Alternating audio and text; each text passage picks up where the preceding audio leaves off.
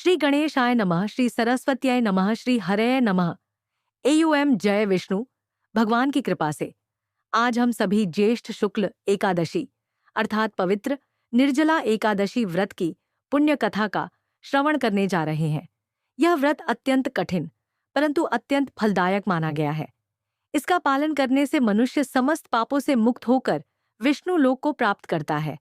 यह कथा महाभारत काल की है और इसका श्रवण, पठन तथा स्मरण करना परम कल्याणकारी है। आइए हम सब श्रद्धा भाव से इस दिव्य व्रत की कथा का आरंभ करें। पुराणों में वर्णित कथा के अनुसार महाभारत काल में एक बार पांडवों ने श्री व्यास जी से पूछा, भगवान, हमें कोई ऐसा उपाय बताइए जिससे हम सभी एकादशियों का फल एक साथ प्राप्त कर सकें।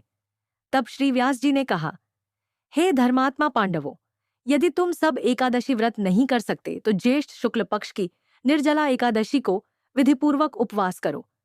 इस एक व्रत के करने से साल की सभी 24 एकादशियों का पुण्य फल प्राप्त होता है।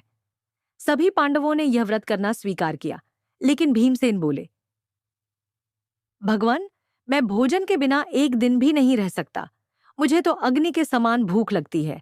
मैं रोज अनेक बार भोजन करता हूँ। मैं कैसे एकादशी व्रत कर सकता हूँ? व्यास जी बोले, हे भीम, यदि तुम सभी एकादशियों का पुण्य एक साथ प्राप्त करना चाहते हो तो केवल एक दिन ज्येष्ठ शुक्ल एकादशी को निर्जल व्रत करो। इस दिन अन्न तो क्या, जल भी ग्रहण नहीं करना चाहिए।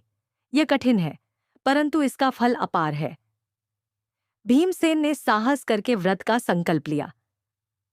व्रत के दिन उन्होंने प्रभु विष्णु की पूजा की, भजन कीर्तन किया और पूरे दिन न अन्न खाया न जल पिया।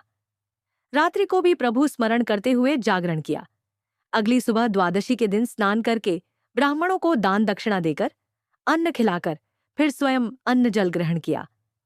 भगवान विष्णु अत्यंत प्रसन्न हुए और आकाशवाणी हुई, हे भीम, तूने अत्यंत कठिन व्रत किया है।